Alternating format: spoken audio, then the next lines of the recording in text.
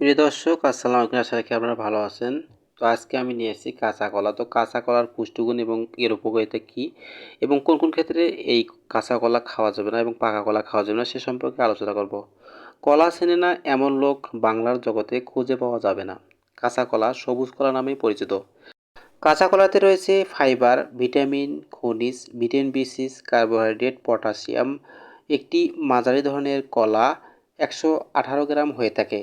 Calorie 105 milligram, পানি 75%, protein 1.3 গ্রাম, carbohydrate 27 গ্রাম, চিনি 14 গ্রাম, fibre 3 গ্রাম, fat 0.3 গ্রাম। এই উপাদানগুলো মানুষের স্বাস্থ্যের বিভিন্ন উপকারে আসে।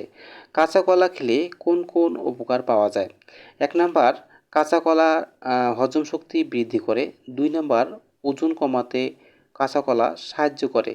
3 নাম্বার, কাঁচা কলায় রোগ বা ব্যাকটেরিয়ার প্রতিরোধী এক ধরনের স্টার্চ রয়েছে যা গাজন প্রক্রিয়ায় শর্ট চেইন ফ্যাটি অ্যাসিড তৈরি করে, যা কোলন স্বাস্থ্যের অপরিহার্য।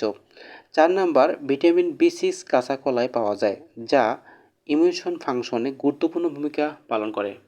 5 নাম্বার, ত্বকের জন্য কাঁচা কলার উপকারিতা। কাঁচা কলার অবদান রাখতে পারে স্বাস্থ্যকর উজ্জ্বল ত্বক।